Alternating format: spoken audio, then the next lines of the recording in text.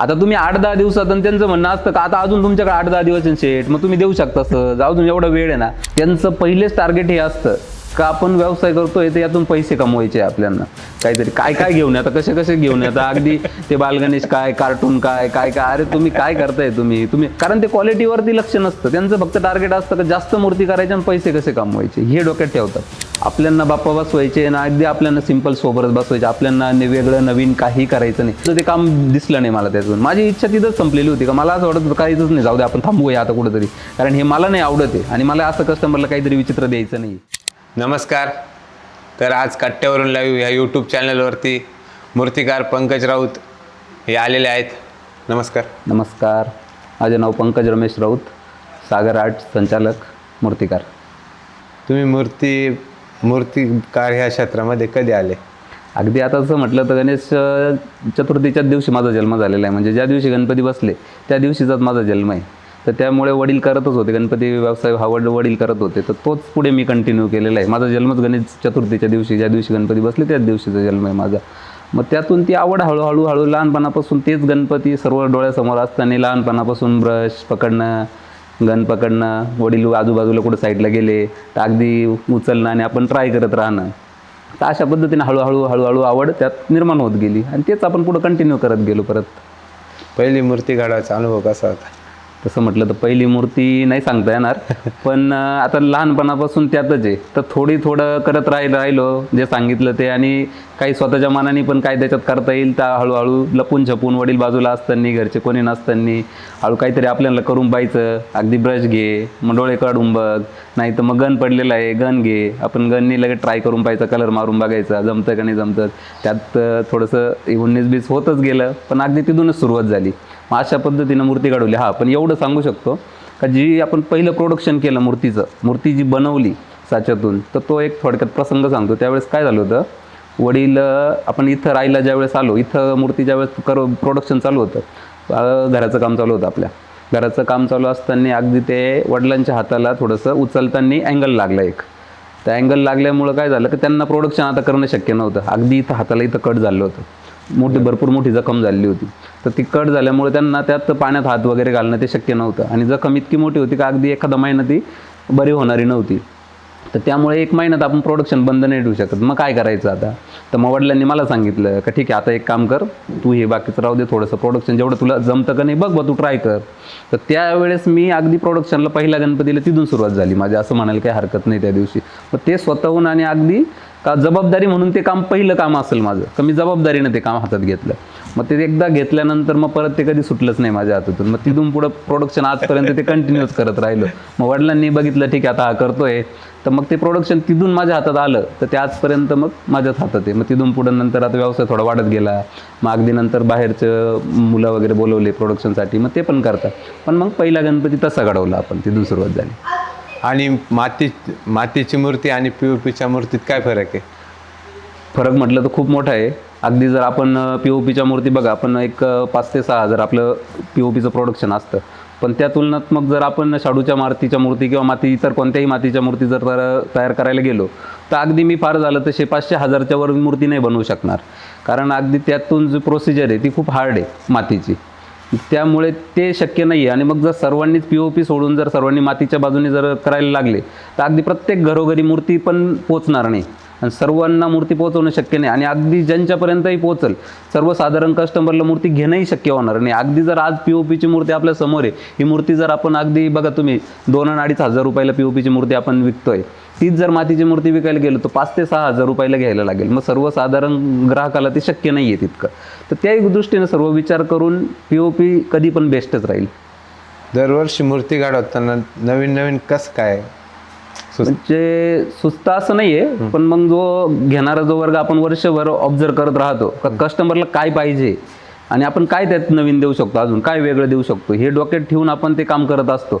अगदी बघ सांगायला गेलं तर समजा एखाद्या कस्टमरची रिक्वायरमेंट काय येते, त्याला मागणी काय आहे, त्याला काय पाहिजे त्याच्यामध्ये, हे डोक्यात ठेवून आणि पुढच्या वर्षी तो आपल्यामध्ये चेंज करून आणि ते नवीन आपण करायचा प्रयत्न करतो का ते आपण कस्टमरला दिलं पाहिजे आपल्याकडनं. तर तो एक आपला प्रयत्न असतो का अगदी आता मागच्या वर्षी आपल्याला जर हे सांगितलेलं आहे, हां ठीक आहे हे चालू शकतं, ग्राहकाला हे पाहिजे, तर ते द्यायचा आपण प्रयत्न करतो. आपल्याला काय आवडतं, आपली आवड निवड आपण ही बाजूला ठेवतो कधी पण, व्यवसायामध्ये, कारण आपली आवड महत्त्वाची नाही, ग्राहकाची आवड पहिले महत्त्वाची. तर आपण तो विचार करूनच पुढं आपल्यामध्ये काही नवीन करता येईल तो नवीन घडवत असतो. आपण तयार केलेल्या मूर्तींपैकी कोणती मूर्ती आपल्याला आवडते आणि का आवडते? आता परत तोच विषय येतोय का परत माझं म्हणणं तेच राहतं मूर्ती बनवताना का माझी आवड मी कधी पण बाजूलाच ठेवतो. कारण माझी आवडीला महत्त्व नाही आहे, ग्राहकाच्या आवडीला महत्त्व आहे. कारण माझी आवड जर मी बघायला गेलो तर ते ग्राहकाला आवडेल हे मला माहीत नाही आहे, कारण प्रत्येकाची चॉईस वेगवेगळी येते थोडीशी. तर मला मूर्ती ही ग्राहकाच्या घरात तिथं त्यांना द्यायची आहे, त्यांना बसवायची आहे. तर माझ्या डोक्यात हे असतं का ग्राहकाला आवडेल काय.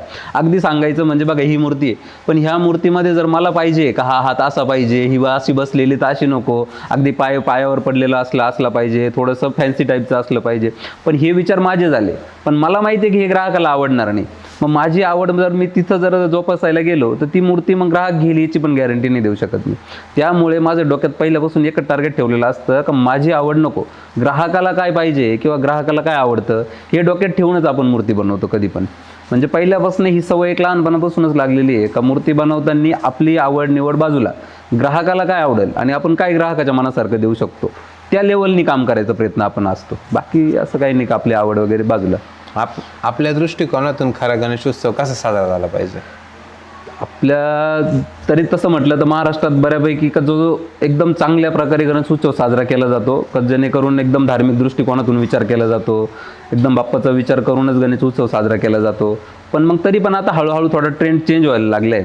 थोडंसं बाप्पाविषयीचं प्रेम लोकांचं कमी होत जाऊन आणि कुठंतरी ते मिरवणूक वगैरे DJ दारू खाणं पिणं याच्यामध्ये पार्ट्या करणं याच्यामध्ये जास्त कल लोकांचा मंडळांचा वाढत चालला आहे.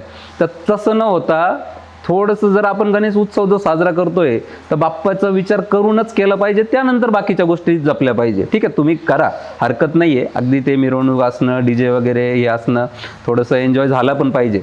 पण पहिले प्राधान्य हे कधी पण गणपतीला बाप्पालाच दिलं पाहिजे आणि मग नंतर ह्या बाकीच्या गोष्टी. पण बरेचशा आता होतं काय याच्यामध्ये बाकीच्या गोष्टी पहिले आणि गणपती नंतर. अगदी सांगायचं म्हणजे जर झालं ना तर 2-4 लाख रुपये जर एखाद्या मंडळ किंवा एखाद्या घरगुती गणपतीसाठी आपण लाख रुपये किंवा मंडळ जर म्हणतील तर 10 लाख रुपये जर खर्च करत असेल तर अगदी त्याच्यातले 2-4 हजार किंवा 10,000 रुपये गणपतीला खर्च असतो आणि बाकीचा उरलेला सर्व खर्च हा डेकोरेशन, पार्ट्या, खाणं पिणं, एन्जॉय याच्यावरती खर्च करता. तर हे न करता पहिले बाप्पाचा विचार केला पाहिजे, बाप्पाचं व्यवस्थित धार्मिक दृष्टिकोनातून ते बाप्पा घेऊन त्याची व्यवस्थित स्थापना करून मग बाकीच्या गोष्टींचा विचार केला पाहिजे. हे मला तरी वाटतं का अशा पद्धतीने गणेश उत्सव झाला पाहिजे. नवीन पिढी येते ती ह्या कला क्षेत्रामध्ये येते, तर तुम्ही यांना कसं मार्गदर्शन कराल की म्हणजे जे कलाकार होतं काय आहे मी आता अगदी माझे मित्र कंपनी, मी स्वतः मूर्तिकार संघटनेचा अध्यक्ष आहे नाशिक जिल्ह्याचा, त्यामुळे फिरण्यात भरपूर आलं. तर यातून मला एक शिकायला भेटलं, भरपूर कारखान्यांमध्ये भेटी पण झाल्या, माझं जाणं येणं झालं. नवीन मुलं आहे अगदी 18, 20, 25 वर्षाचे का ज्यांनी कुठंतरी नवीन सुरुवात यात केलेली, पण ते कुठं कमी पडत आहे याच्यामध्ये. त्यांचं पहिलेच टार्गेट हे असतं का आपण व्यवसाय करतोय तर यातून पैसे कमवायचे आपल्याला. सगळ्यात मोठी चुकी तर ही आहे, इथंच फेल जात आहे बरेचसे जण का त्यांच्या डोक्यात ते काय ठेवतात का मला पैसे म्हणून करायचे, पण हे चुकीचं आहे. तुम्ही पैसे डोक्यात न ठेवता फक्त एक ही कला आहे, याच्यात काय आपण कस्टमरला वेगळं आणि चांगलं देऊ शकतो आणि आपली स्वतःची आवड निवड त्याच्यात कशी जोपासता येईल या सगळ्या दृष्टीतून विचार करून जर तो व्यवसाय जर केला आणि पैसे हा विषय जर बाजूला ठेवला, अगदी फक्त एक आवड, एक आनंद म्हणून, एक आवड म्हणून जर हा व्यवसाय जर केला तर त्यात सक्सेस 100% होऊ शकतो. पण पैसे जर मध्ये आणले तुम्ही तर तुम्ही सक्सेस होणार नाही. कारण ज्यावेळेस पैसे मध्ये येतात तिथं होतं काय का आपण 10 मूर्त्या बनवतो तर आपल्या डोक्यात असतं का आपण 20 कशा करता येईल, पण तिथंच आपण फेल जातो का आपण 20 करायच्या नादात त्याची क्वालिटी आपण मेंटेन नाही ठेवू शकत. आणि जिथं क्वालिटी बिघडली तिथं 100% तुम्ही तुमच्या व्यवसायात डाऊनच होणार आहे, तिथं तुम्ही पुढे जाऊ शकतच नाही. तुम्ही 10च करा, तुम्ही 20चे अगदी तेवढ्या क्वालिटीचं काम द्या, चांगलं काम करण्याचा प्रयत्न करा, त्याच्यामध्ये 20 गणपतींचे पैसे पण तुम्ही त्याच्यात लोकांकडून घेऊ शकता अगदी.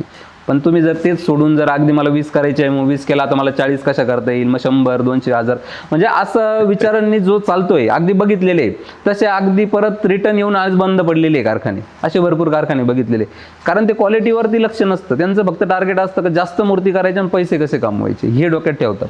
हे डोक्यात ठेवल्यामुळं अगदी ते आता कारखाने लॉसमध्ये जाऊन असलेलं स्वतःचं भांडवल खर्च करून अगदी आज कर्जबाजारी होऊन कारखाने बंद करून परत कुठंतरी बाहेर कामच करताय. मग असं न होता जर तुम्हाला करायचंच असेल याच्यामध्ये, या क्षेत्रामध्ये, तर ह्या गोष्टी जोपासल्या पाहिजे, जपल्या पाहिजे, का जेणेकरून एक कला म्हणूनच बघितलं पाहिजे, क्वालिटी मेंटेन ठेवली पाहिजे. अगदी बरोबर. चांगलं काय नवीन देता येईल, कस्टमरला काय पाहिजे, त्या कस्टमरच्या मागणीनुसार विचार करून तुम्ही त्यांना दिलं पाहिजे ते, तर तेव्हा तुम्ही 100% सक्सेस व्हाल त्याच्यात. असं काही नाही का तुम्हाला त्यासाठी काही वेगळं काही नवीन काही करायची गरज नाही.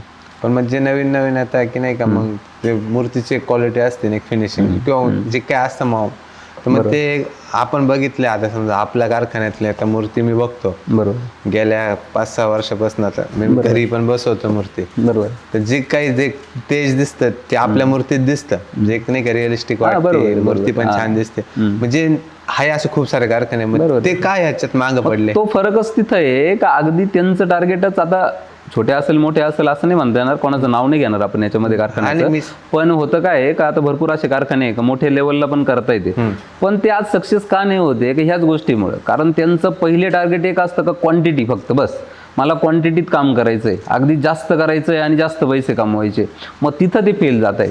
पण आपण ते न करता अगदी भरपूर, एकदा म्हटल्यानंतर 15-1 वर्षापासून आपण आपली क्वांटिटी मेंटेन ठेवलेली आहे.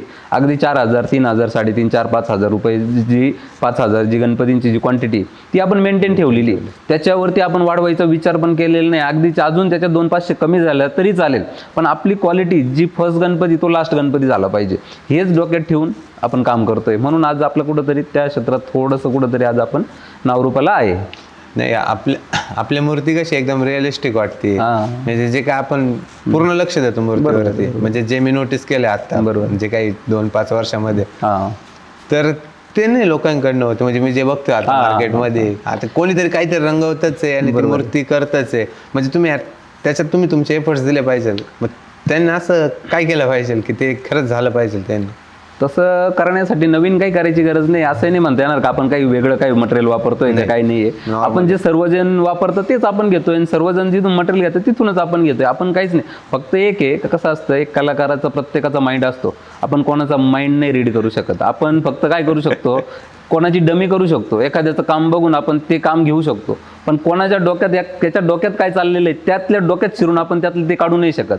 कारण माझं काय करू शकता, माझी कलर डमी करू शकता, माझे शेडिंग डमी करू शकता, माझ्या शेड घेऊ शकता, पण माझ्या डोक्यात परत मी काय नवीन करणार आहे हे नाही शोधू शकत कोणी. आणि मग तोच फरक आहे त्यांच्यामध्ये ना आपल्या कामामध्ये. का अगदी माझं एक डोक्यात एकच असतं का मला अजून काय नवीन करता येईल, मी काय नवीन देईल, आणि मी नवीन करण्याच्या प्रयत्नात अजून नवीन शेड नवीन सगळं आणायचा प्रयत्न करतो. आणि बाकीच्यांचं काय असतं, आहे तेच डमी करायचा प्रयत्न करतो. म्हणून त्यांच्यात आपल्यात खूप मोठा तो फरक कंटिन्यू, आणि तो कायमस्वरूपी राहणार आहे. कारण मला माहिती आहे की मी परत पुढच्या वर्षी काहीतरी नवीन घेऊन येणार आहे, आणि ते काय करणार आहे, ते मी मागच्या वर्षी जे केलेले ते या वर्षी ते करणार आहे. आणि माझं तसं नाही, मी मागच्या वर्षी केलेले आता ठीक आहे ते तर कंटिन्यू करणार, पण त्यात कस्टमरला काय नाही आवडलं मग ते आपण मागे सोडणार, परत त्यात नवीन काय चांगलं देता येईल मग ते आपण नवीन परत त्याच्यात आणणार. म्हणून आपण कधी पण त्यांच्यापेक्षा एक पाऊल पुढेच राहणार आहे. ग्राहकाने तुम्हाला अशी मागणी केली एखादी गणपतीची की तो गणपती असा पाहिजे तसा पाहिजे, ते आता ते अनुभव तुम्हाला येतात, बरोबर आहे, तर तुम्हाला ते ऐकून हसू किंवा त्या बाबतीत विचित्र वाटत नाही? आलं लक्षात काय म्हणायचंय, होतं असं भरपूर वेळेस असं होतं का अगदी हसू येतं. पण मग थोडक्यात सांगायचं म्हणजे कसं होतं का, मूर्ती ज्या वेळेस घ्यायला एखादा कस्टमर येतं आपल्यापर्यंत एखादं कस्टमर मूर्ती घेण्यासाठी जेव्हा येतं ना, तर त्यावेळेस होतं काय, काहीतरी त्यांना युनिक आणि वेगळं पाहिजे असतं, खूप वेगळं काहीतरी पाहिजे असतं. आणि ते येतं कधी, लास्टच्या 8-10 दिवसांपूर्वी तेव्हा येतं आपल्याकडे. आता तुम्ही 8-10 दिवसात, आणि त्यांचं म्हणणं असतं का आता अजून तुमच्याकडे 8-10 दिवस शेट, मग तुम्ही देऊ शकता सहज, अजून एवढा वेळ आहे ना. अरे पण त्यांना हेच समजत नाही का त्या कामाला वेळ किती लागतो, किती वेळ जातो. आता आपण अगदी जर वर्षभर ते काम करतोय तेव्हा ते कुठंतरी आपण मेंटेन करतोय, आणि ते येतं 8-10 दिवसात, आणि त्यांना 8 दिवसात काहीतरी वेगळं नवीन पाहिजे असतं. कसं देणार आहे आपण त्यांना? आणि त्यांचं तेच म्हणणं असतं अरे अजून 8 दिवस आहे तुमच्याकडे, तुम्ही सहज देऊ शकता, काय प्रॉब्लेम आहे, तुमची इच्छा नसेल म्हणून तुम्ही देता. अहो असं नाहीये, त्यांना त्यातलं डीपनेस माहीतच नाहीये का त्याला वेळ किती जाणार आहे, ती प्रोसिजर काय आहे. अगदी तुम्हाला नवीन पाहिजे तर त्याची प्रोसिजर अगदी पहिल्यांदा पहिली मूर्ती अगदी हाताने तयार करावं लागते, त्यानंतरून त्याची डाय टाकणं, नंतर प्रोडक्शन हा विषय, नंतर सुकवणं, फिनिशिंग असते, मग कलर काम असतं. या प्रोसिजरला अगदी 6-7 महिने 8 महिन्याचा वेळ कालावधी जातो याच्यामध्ये. हे त्यांच्या लक्षात येत नाही. त्यांना पाहिजे असतं हा तुमच्या 8 दिवस तुम्ही करू शकता. अरे असं नाहीये, हेच त्यांना समजत नाही. त्यावेळेस वाटतं असं, पण मग ते ठीक आहे, आपण त्यांना दाखवत नाही या गोष्टी, पण होतं असं. तुमच्या दृष्टीने परफेक्ट गणपती मूर्ती म्हणजे कशी? परत तोच विषय आहे का मी माझ्या डोक्यात नसतो, माझ्या डोक्यात असं नसतंच. कस्टमरला जे आवडेल ते माझ्या डोक्यात परफेक्ट असतं असं नाहीये. कस्टमरला आवडलं तर ही परफेक्ट आहे हे मॅटर होतो. पण तरी पण जर मला म्हणून तुम्ही विचारशाल का मला काय पाहिजे, माझं एकच असतं का जो सिंपल सोबर जी मूर्ती आहे मी माझ्या घरात स्वतःच्या घरात लोकांना खूप काहीतरी नवीन दिलं असेल आतापर्यंत, खूप युनिक काहीतरी वेगळं काहीतरी सजवून टिकल्या वगैरे लावणं, अगदी त्यांना ते डायमंड वर्क करणं, ड्रेपरी करणं, हे सगळं आपण करून ग्राहकांना दिलेलं आहे आजपर्यंत. मागणीनुसार आपण सर्व पुरवलं. पण जर मला विचारशाल परफेक्ट मूर्ती तर माझ्या डोक्यात हे असं काहीच नाही. मला एक सिंपल आणि सोबर मूर्ती पाहिजे. कारण आपण बाप्पा बसवलेला आहे घरामध्ये, तर बाप्पा हे बाप्पाच वाटले पाहिजे. काहीतरी वेगळं नसतं, काहीतरी ते मेकअप केल्यासारखं नाही वाटलं पाहिजे. कारण आपण ते अगदी आपल्या भावना पण जपल्या पाहिजे, धार्मिक दृष्टिकोनातूनही जपलं पाहिजे आणि एक सिंपल सोबर बाप्पा पाहिजे हेच माझ्या डोक्यात असतं. मी आजपर्यंत घरात जेवढ्याही मूर्त्या बसवल्या अगदी एकदम सिंपल आणि सोबरच मूर्ती बसवली. मी काही वेगळं बसवण्याच्या नादात मी कधीच गेलो नाही. अगदी आमच्या घरात पण कधी कधी होतं का तुम्ही असं बाकीचं आपण एवढं देतो, असं देतो, तसं देतो, मग आपल्या घरात का असं आपण सिंपलच बसवतो. पण नाही, मी त्यांनाही तेच सांगतो का नाही, आपल्यांना बाप्पा बसवायचे ना, अगदी आपल्याला सिंपल सोबरच बसवायचे, आपल्याला वेगळं नवीन काही करायचं नाही. अगदी कस्टमरला तर खूप काही काम करून देतो, मी तेवढं नाही करत बसत. अगदी डोळ्यांच्या कामापासून, गंधांच्या कामापासून, अगदी धोतरच्या कामापासून एकदम सिंपल रंगवतो मी माझी मूर्ती, एकदम सिंपल, युनिक काही नसतं. तरी पण कस्टमरला पण जे घेणारा वर्ग माझ्याकडे लास्टला येतो ना त्यांना माझी मूर्ती खूप आवडते. तर तुम्ही तुमच्यासाठी वेगळं युनिक रंगवता, काहीतरी वेगळं रंगवता. पण हा काही समज मी उलट सिंपल रंगवतो माझ्यासाठी आणि ते त्यांना नंतर असं वाटतं की हेच वेगळं काहीतरी चांगलं रंगवतं. पण असं काही नाही, चांगलं वगैरे काही नसतं. मी उलट सिंपल रंगवतो माझी मूर्ती एकदम. आणि मला तेच म्हणायचं आहे का मूर्ती ही बाप्पा आहे तर बाप्पासारखीच पाहिजे, एकदम सिंपल सोबर, अगदी पाय दोन्ही दर्शनी पाहिजे, हात देता घेता पाहिजे, हातामध्ये मोदक वगैरे पाहिजे, आपण ते नसेल तर आपण हात अगदी मोदकासाठी हात पाहिजे. म्हणजे अशा पद्धतीचे बाप्पा असावे हे माझ्या दृष्टिकोनातून तरी बाप्पा असे पाहिजे. तुमच्या दृष्टिकोनातून लोकांच्या काय भावना कशा पण काय लोकांच्या डोक्यात काहीतरी काय काय घेऊन आता कसे घेऊन येतात, अगदी ते बालगणेश काय, कार्टून काय काय काय. अरे तुम्ही काय करताय, तुम्ही नाही आमच्या लहान मुलांना खूप आवडतं. अरे तुमच्या लहान मुलांना आवडतं, तुमच्या लहान मुलांना टेडी बेअर आणून द्या, तुम्ही अजून काहीतरी वेगळं आणून द्या त्यांना खेळण्यासाठी. बाप्पा काही खेळायची वस्तू आहे का, तुम्ही घरात जर बसवताय पूजा करायची तिची, ते काही पोरांच्या आवडी निवडी जपायची आहे का इथं तुम्हाला असताना तुम्हाला वर्ष पडलेले इतर सगळ्या गोष्टींमध्ये तुम्ही बाप्पांची त्यांच्या मुलांच्या सगळ्या गोष्टी तुम्ही जोपासा, त्यांचे छंद पूर्ण करा, त्यांना काय वेगळं देता येईल ते द्या, तुम्हाला खेळण्यासाठी त्यांच्या आनंदासाठी द्या. पण बाप्पाच्या याच्यात पण तुम्ही जर मुलांच्या गोष्टी जपताय, मुलांना एवढं समजत नाही त्यातलं, मग तुम्ही अगदी ते कार्टूनचे गणपती असतील, काहीतरी वाकडे तिकडे बसलेले असतील, काहीतरी वेगळं, याला काय अर्थ आहे का, हे लोकांना समजत नाही या गोष्टी. मी सांगण्याचा भरपूर माझा तरी प्रयत्न असतो, येणारा जो वर्ग येतो माझ्याकडं त्यांना मी सांगण्याचा हा प्रयत्न असतो. पण जेवढा समजेल त्यांना समजेल, आपण जास्त तर काही करू नाही शकत. झालं तसं आम्ही गणपती बघतोय, नाही असं नाही. पण मग ते गणपतीमध्ये बघितलं की आजपर्यंत तुमच्याकडे असं काही दिसलं नाही, सगळं सोबर दिसलं. हो, आपल्या कारखान्याचा आजपर्यंत रेकॉर्ड आहे. अगदी आपल्या नाशिक जिल्हा असेल किंवा ऑल महाराष्ट्र असेल, मी कधीही काही वेगळं विचित्र आणण्याचं माझ्या डोक्यातच नसतं. भरपूर जण मला सांगतात कसं शेट हे आणा तुम्ही, हे चालतं मार्केटला, ते चालतं. मला काही मतलब नाही. मी ठीक आहे ग्राहकाच्या मागणीप्रमाणे देण्याचा प्रयत्न करतो, पण मग अगदी खूप काहीतरीच द्यायचं यालाही अर्थ नसतो. मी ते पण नाही करत. मी शेवटी माझ्या मनाचं शेवटी कुठंतरी दोघांची सांगड घालूनच करायचा प्रयत्न, माझं आणि समोरच्या कस्टमरचं दोघांची सांगड घालूनच देण्याचा प्रयत्न असतो माझा. तर ते देत असताना मी असं काहीतरी विचित्र देणार नाही आणि कधी देणार पण नाही. अगदी ते कस्टमर नाही घेतली माझ्या मूर्ती मला हरकत नाही, पण मी काहीतरी विचित्र देणार नाही. सिंपल सोबर चांगलं देण्याचा प्रयत्न करेल आणि ते देत असल्यामुळं आजपर्यंत माझ्या ग्राहक वर्ग जो आहे तो स्टँडर्ड आणि चांगला वर्ग आहे आणि ते आवडतंय, कस्टमरला पण आवडतंय का हा. आणि नाव पण आपलं आज पूर्ण ऑल महाराष्ट्रात एवढंच, तुमच्या काय अगदी सिंपल सोबर मूर्ती असते बस. आणि आपल्याला तेच पाहिजे. मूर्ती आहे बाप्पा आहे तर ते बाप्पाच वाटले पाहिजे. काहीतरी वेगळं विचित्र देण्यात मजा नाहीये. काहीतरी कलर करायचे वाकडे तिकडे आणि तेच रंगवायचे तसेच द्यायचे, ते आपल्याला नाही आवडलं कधीच आणि आपण करणार पण नाही कधीच. जे आहे माझ्याकडे हेच मिळेल तुम्हाला. आता आम्ही मार्केटमध्ये भरपूर ऐकले की सागर आर्ट्सच्या गणपती लय महागे किंवा लय कॉस्टिंग आहे. हा लय मोठा प्रश्न आहे की सगळ्याला, लय कॉस्टिंग आहे, तो लय महागे का. असं नाही म्हणता येणार का खूप महाग आहे. विचार केला तर ज्या आपण जी कला आहे आणि जे काम आहे आणि आपण जे मटेरियल अगदी प्रोडक्शन पासून जी काळजी घेतो सगळ्या गोष्टीची, त्या तुलनात्मक जर विचार केला तर आपल्या मूर्तीचा आजही रेट आपल्या मार्केट म्हणजे जो रेट पाहिजे, जो मिळायला पाहिजे त्यापेक्षा खरंच कमी रेट आहे माझा पण आज पण. कारण मी पहिल्या दिवसापासून जी काळजी घेतो प्रोडक्शनपासून तर अगदी शेवटच्या स्टेपपर्यंत जो वेळ देतोय, अगदी म्हणायला गेलं तर जर दुसऱ्या कारखान्यामध्ये जर 100 मूर्ती कलर होत असतील तर माझ्याकडे त्या तुलनात्मक 30-40 मूर्ती कलर करतो मी तेवढ्या वेळामध्ये. म्हणजे हा फरक मी ठेवतो. मग जर तेवढा वेळ मी देतोय तर काहीतरी वेगळं देण्याचा प्रयत्न असतो, नवीन आणि चांगलं क्वालिटी मेंटेन ठेवलं. मग जर मी एवढं करतोय तर त्याचा बेनिफिट म्हणून मला थोडेफार रेट तर मी घेणार ना. तर अगदी तुम्ही म्हणशाल का तिकडे तुम्हाला जर इथं जर 100 रुपये आणि तुम्ही जर मला 100नीच द्या, तर नाही शक्य ती गोष्ट. कारण शेवटी आपण क्वालिटी पण मेंटेन ठेवायची, आपण मटेरियल पण अगदी लोकल नाही वापरत, मटेरियल पण चांगल्या क्वालिटीचं एकदम चांगल्याच ब्रँडचंच वापरतो. काहीतरी उचलायचं आणायचं लावायचं हे करतच नाही. मी नवीन जरी काही द्यायचा प्रयत्न असला ना, किती नवीन करायचं असलं त्याच्यात पण चांगलंच देईल मी. माझा अगदी त्याच्यामध्ये एक वेळेस लॉस जरी झाला, मला पैसे नाही भेटले तरी चालेल. थोडक्यात सांगायचं म्हणजे यावेळेस मी ड्रेपरीचं काम केलं. फर्स्ट टाइम होतं. आपण आजपर्यंत आपल्या कारखान्यात ड्रेपरी केलेली नव्हती. मी फर्स्ट टाइम केलं. आता पूर्ण गणपती बाप्पा झालेले, सगळं झालेलं आहे, गणपती विकल्या गेलेले आहे. आज मी तरी सांगू इच्छितो का मी जेवढेही गणपतींना ड्रेपरी करून ग्राहकांना दिले, त्याच्यामध्ये जर इक्वली काढता मी 1 रुपयाही कमवलेला नाही आहे याच्यामध्ये. अगदी जेवढ्या काय 200-250 जी पण काय मूर्ती मी क्वांटिटी ड्रेपरी केली, पण त्याच्यामध्ये मी 1 रुपयाही कमवलेला नाही आहे. फक्त एकच डोक्यात ठेवलं होतं का माझा घेणारा कस्टमर त्याला हे पाहिजे ना, तर ते हे घेण्यासाठी बाहेर नाही गेला पाहिजे, ते मी देईल त्यांना. ठीक आहे, माझ्या मूर्तीमागे मला जे कमवायचे ते मी कमवले, जे पाहिजे ते भेटायचे ते मला भेटले. पण मग त्याच्यात ड्रेपरीमध्ये पण मला कमवायचे नाही आहे. ते इक्वल ठीक आहे, जेवढे दिला 2,000 रुपये खर्च आला असेल तर मी ग्राहकाकडून 2,000च घेतला. अगदी बरोबर, मी जास्त घेतला नाहीये, तेवढेच पैसे घेतले. पण त्याच्यात त्या 2,000चं मटेरियल पण त्यांना दिलं मी. त्याच्यामध्ये मी तेच दिलं. त्याच्यात काही वेगळं असं काही खूप कमवले मग त्याच्यातही कमवले, गणपतीत कमवले असं नाही.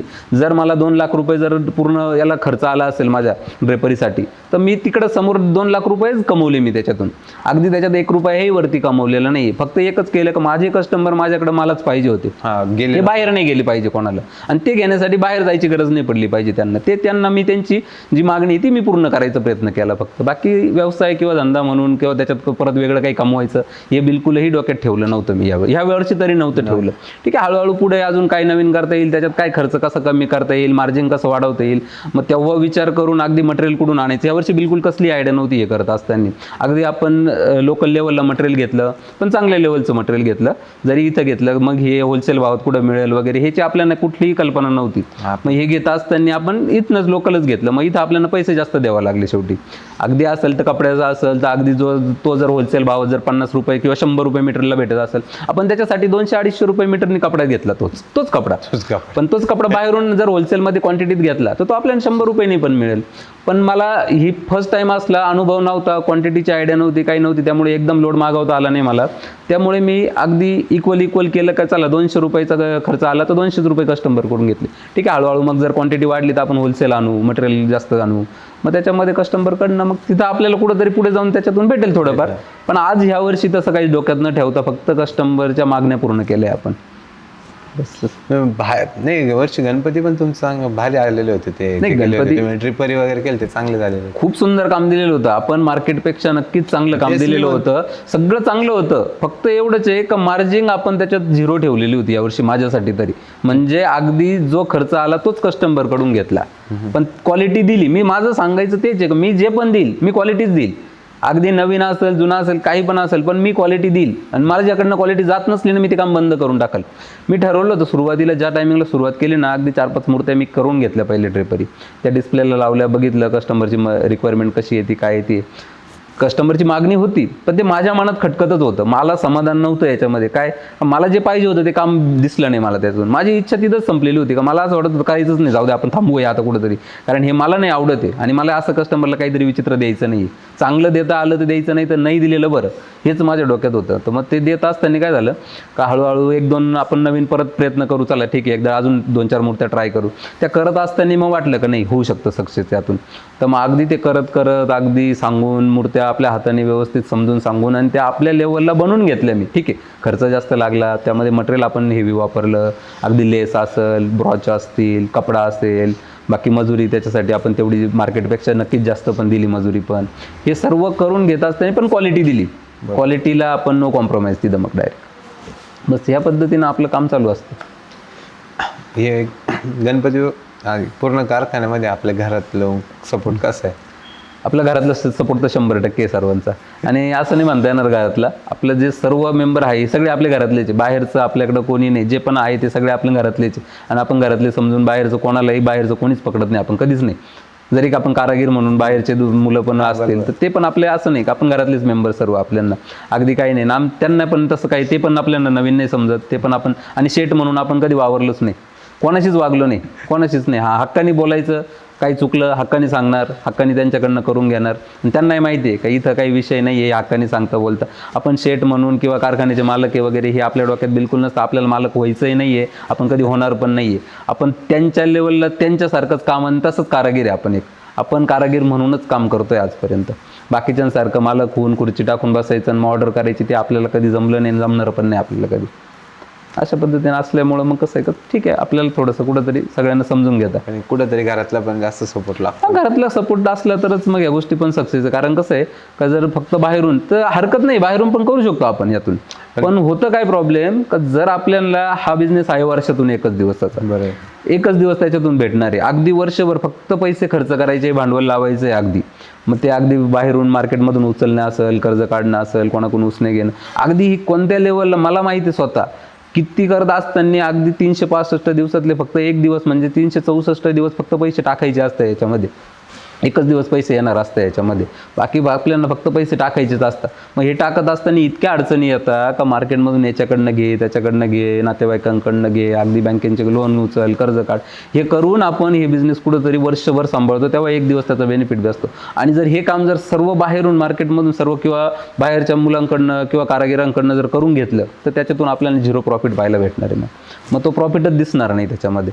त्यासाठी मग घरचा सपोर्ट थोडासा असला तर मग त्यात आपल्याला थोडासा फरक पडतो त्याच्यामध्ये. असं नाही तर मग अगदी आपण म्हणू का चला मी एकटाच आहे आणि सगळं बाहेरून करून घेईल तर लास्टला मला त्याच्यात 0 मार्जिन राहील, मग काहीच भेटणार नाही त्यातून.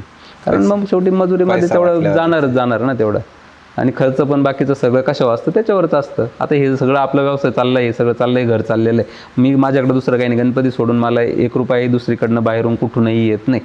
घरात साधं काही पण साधं आपण एखादं पोरांना जर बिस्किटचा पुडा असेल तो जरी घेऊन द्यायचा असला तर गणपतीचेच पैसे आपल्याकडे, दुसरं काय, मग त्यातलंच खर्च असतो. हे सगळं करत असताना शेवटी मग घरचा सपोर्ट खूप महत्त्वाचा आहे याच्यामध्ये, असं नाही म्हणता येणार. बाहेरून नाही सक्सेस, ही गोष्ट शक्य नाही आहे, आणि एक जण नाही करू शकत हा व्यवसाय. याला मॅनपॉवर खूप महत्त्वाची, मॅनपॉवर पाहिजे. बाहेरचा पण सपोर्ट, घरचा पण सपोर्ट सर्व पाहिजे तरच सक्सेस, नाही तर सक्सेस नाही होणार. आणि असे भरपूर जण हे प्रयत्न केला एकटे उभं राहून करण्याचा प्रयत्न, ते 100% लॉसमध्ये जाऊन परत डेली रुटीनवरच आलेले आहे, ते नाही करू शकत. ती गोष्ट सक्सेसच नाही आहे, बिलकुल सक्सेस नाही आहे. आणि नवीन माणसासाठी तर बिलकुलच सक्सेस नाही आहे. पॉवर महत्त्वाची, खूप मॅनपॉवर खूप महत्त्वाची या व्यवसायात, नाही तर नाही करू शकत, अवघड आहे. नाही आता तसं असं नाही का नवीन आले का राहतं की मला आता कारखाना टाकायचा, मी करणार आहे, करू आपण. ते काय होतं अगदी गणपतीचे जे 1-2 महिन्याचा जो पिरियड असतो ना तो बघून असं भरपूर जणांना वाटतं यार याच्यात असं आहे तसं आहे, पण ते वर्षभराची जी पहिल्या दिवसापासूनची तर शेवटच्या दिवसापर्यंतची जी कसरत आहे, ती कसरत जर एखाद्याने पूर्ण बघितली आणि त्याच्या जर ते जर स्वतः जर हँडल केलं, बघितलं, तर मग समजेल का हे एवढं सोपं नाही आहे. जेवढं आपल्याला वाटतं की सहज आपण करू शकतो, हे आपण करू, नाही भाऊ एवढं सोपं नाही आहे, एवढं सक्सेस नाही. मी स्वतः एवढं या लेवलला करीत असताना आजही कधी डोक्यात येतं का खूप झालं, कंटाळलोय मी नवीन काहीतरी करतो. आता येतं वर्षातून अगदी 365 दिवसातून 100 दिवस तरी माझ्या डोक्यात हे चक्र चालू असतं. कारण नाही आहे, जरी माहिती आहे त्याच्यातून पैसे, पण ते फक्त दिसतात एवढे पैसे येतात, पण जात्या किती हे कोणालाही माहीत नसतं. वर्षभर पैसेच लावायचे, वर्षभर पुरवायचे त्यातून, अगदी घर खर्च असेल, कुठं जाणं येणं असेल, धंद्याला भांडवल असेल, हे सगळे पैसे यातलेच आहे, दुसरं काही कुठून येत नाही आपल्याकडे. पेमेंट झाले, सगळं काय असेल नसेल सगळं खर्च यातलाच आहे. त्यामुळे एवढं सोपं नाही आहे या गोष्टी, एवढं वाटतं सहजपणे कारखाना वगैरे टाकणं, आणि नाही एवढं सोपं नाही आहे. आणि आजच्या याच्यात तरी सक्सेस एवढं सोपं नाही आहे. काही काळ होता जुना त्यावेळेस शक्य होतं, पण आजच्या दृष्टीनं विचार केला, मार्केटची पोझिशन बघता जर विचार केला तर खूप अवघड आहे, खूप म्हणजे खूप अवघड आहे. आपल्या कारखान्याला किती वर्ष झाले? आता मला स्वतःलाच जर 36-37 वर्षाचं झालेलं आहे. त्यातले वडील करत होते पहिले, अगदी झाले असते 40-45 वर्ष, 40-45 वर्ष. खरंच आजच्या गप्पांमध्ये गणपती कसा घडतो ह्या गोष्टी कळाल्या आपल्याला, आणि आपण ज्या श्रद्धाभावाने त्या गोष्टी ऐकल्या आणि ऐकतोय, आपण कुठंतरी ह्या गोष्टी समजून घेतल्या पाहिजे, आणि कुठंतरी ह्या गोष्टी नीट ह्या गोष्टीमध्ये बघितले पण पाहिजेत. आणि कोणत्या गोष्टीसाठी वाटतो तेवढा सोपा प्रवास नाही आहे, तो खूप मोठा प्रवास आहे. आणि आलं आज आपण गणपती कारखाना टाकू, हे करू ते करू. जेवढं सोपं वाटत होतं की जे मी माझ्या दृष्टीने बघायचो की हा झाला कारखाना सोपा आहे, तो करील मी आणि होईल माझ्याकडून, पण ते तसं नाही राहत. ते ॲक्च्युअली जेव्हा कारखाना ज्याचा असतो, जो मूर्तिकार असतो, जेव्हा त्याला भेटतो तेव्हा त्या गोष्टी समजतात की त्या गोष्टी सोप्या नाही. लोकांनी फक्त जे एक ठेवलं आहे की मला कारखाना टाकायचा, मी कारखाना करेल, मी गणपती घडवेल, या गोष्टी शक्य नाही आहे. जेव्हा आपण कोणाकोणतरी त्या गोष्टीचा अनुभव घेतो तर नक्की तुम्ही ही व्हिडिओ पूर्ण बघा, तुम्हाला या गोष्टीचा अनुभव येईल. धन्यवाद. गणपती बाप्पा मोरया.